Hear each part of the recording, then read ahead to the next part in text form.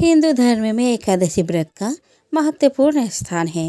प्रत्येक वर्ष 24 एकादशियाँ होती है। जब अधिक मास या मल मास आता है तब इनकी संख्या बढ़कर 26 हो जाती है। जया एकादशी के विषय में जो कथा प्रचलित है उसके अनुसार धर्मराज युधिष्ठिर भगवान श्री कृष्ण से निवेदन करते हैं कि माघ शुक्ल एकादशी को किनकी पूजा करनी चाहिए तथा इस एकादशी का क्या महात्म्य है। श्री कृष्ण कहते हैं माघ शुक्ल पक्ष की एकादशी को जया एकादशी कहते हैं। यह एकादशी बहुत ही पुण्यदायी है। इस एकादशी का व्रत करने से व्यक्ति नीच योनि जैसे भूत प्रेत पिशाच की योनि से मुक्त हो जाता है।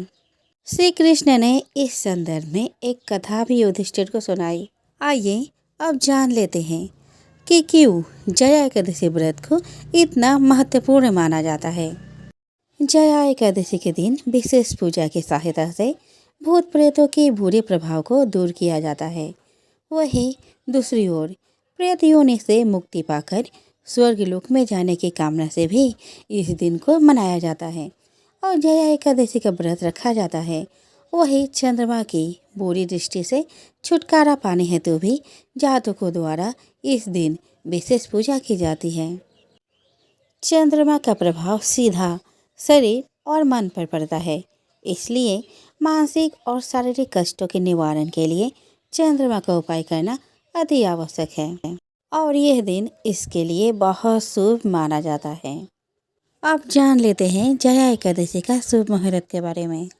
हिंदू पंचांग के अनुसार जया एकादशी की शुरुआत 31 जनवरी 2023 को रात 11:53 पर होगी और इसका समापन 1 फरवरी 2023 को दोपहर 2:01 पर होगा।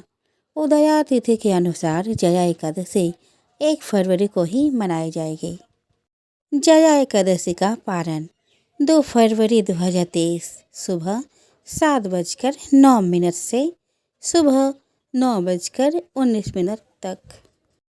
सर्वार्थ सिद्धि योग 1 फरवरी सुबह 7:10 से 2 फरवरी की आधी रात 3:23 तक। अब एक झलक डाल लेते हैं जया एकादशी की पूजन विधि पर।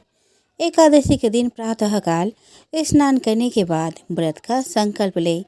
इसके बाद पूजा में धूप दीप फल और पंचामृत अवश्य शामिल करें। इस दिन की पूजा में भगवान विष्णु की श्री कृष्ण अवतार की पूजा करने का विधान है। एकादशी व्रत में रात्रि जागरण करना बेहद ही शुभ होता है। ऐसे में रात में जागकर श्री हरि के नाम का भजन करें।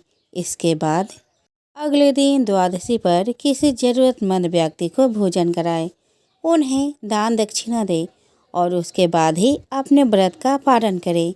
इसके अलावा इस दिन ब्रह्मचर्य का पालन करना भी अनिवार्य होता है। जया एकादशी के दिन क्या करें और क्या ना करें।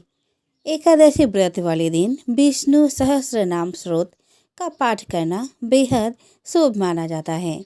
इस दिन सभी लोगों को सदाचार का पालन करना चाहिए। इसके अलावा जो लोग व्रत नहीं रख सकते उन्हें भी इस दिन भगवान विष्णु और माता लक्ष्मी की पूजा करनी चाहिए।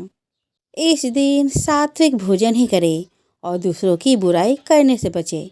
जया एकादशी के दिन भोग विलास छल कपट जैसी बुरी चीज़ों से बचना चाहिए। इस दिन लहसुन प्याज बैंगन मांस मदिरा पान सुपारी तंबाकू इत्यादि खाने से भी परहेज करना चाहिए। अब जान लेते हैं जया एकादशी व्रत से जुड़ी पौराणिक कथा। नंदन वन में उत्सव चल रहा था। इस उत्सव में सभी देवता सिद्ध संत और दिव्य पुरुष वर्तमान थे। उस समय गंधर्व गायन कर रहे थे और गंधर्व कन्याएं नृत्य प्रस्तुत कर रही थी। सभा में मल्यवान नामक एक गंधर्व और पुष्पवती नामक गंधर्व कन्या का नृत्य चल रहा था। इसी बीच पुष्पवती की नज़र जैसे ही मल्यवान पर पड़ी वह उस पर मोहित हो गई। पुष्पवती सभा की मर्यादा को भूलकर ऐसा नृत्य करने लगी कि मल्यवान उसकी ओर आकर्षित हो। मल्यवान गंधर्व कन्या की भंगिमा को देख सूध बूध खो बैठा और गायन की मर्यादा से भटक गया, जिससे सूर्यताल उसका साथ छोड़ गए। इंद्र को पुष्पवती और मल्यवान की अमर्यादित कृत्य पर क्रोध आया और उन्होंने दोनों को श्राप दे दिया कि आप स्वर्ग से वंचित हो जाओ और पृथ्वी पर निवास करो। मृत्युलोक में अति नीच पिशाच योनि आप दोनों को प्राप्त हो। इस श्राप से तत्काल दोनों पिशाच बन गए और हिमालय पर्वत पर एक वृक्ष पर दोनों का निवास बन गया। वहाँ पिशाच योनि में इन्हें अत्यंत कष्ट भोगना पड़ रहा था। एक बार माघ शुक्ल पक्ष की एकादशी के दिन दोनों अत्यंत दुखी थे। उस दिन वे केवल फलाहार रहे।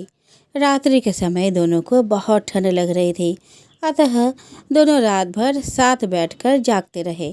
ठंड के कारण दोनों की मृत्यु हो गई और अनजाने में जया एकादशी का व्रत हो जाने से दोनों को पिशाच योनि से मुक्ति भी मिल गई। अब मल्यवान और पुष्पवती पहले से भी सुंदर हो गए और स्वर्गलोक में उन्हें स्थान मिल गया। देवराज ने जब दोनों को देखा तो चकित रह गए और पिशाच योनि से मुक्ति कैसे मिली यह पूछा। मल्यवान ने कहा, यह भगवान विष्णु की जया एकादशी का प्रभाव है। हम इस एकादशी के प्रभाव से पिशाच योनि से मुक्त हुए हैं। इंद्र इससे अति प्रसन्न हुए और कहा कि आप जगदीश्वर के भक्त हैं, इसीलिए आपसे मेरे लिए आदरणीय है। आप स्वर्ग में आनंद पूर्वक विहार करें। पौराणिक कथाओं के अनुसार जया एकादशी के दिन पवित्र मन में किसी प्रकार की द्वेष भावना नहीं लानी चाहिए और सच्चे मन से भगवान विष्णु की पूजा करनी चाहिए। मन में द्वेष, छल कपट, काम और वासना की भावना नहीं लानी चाहिए।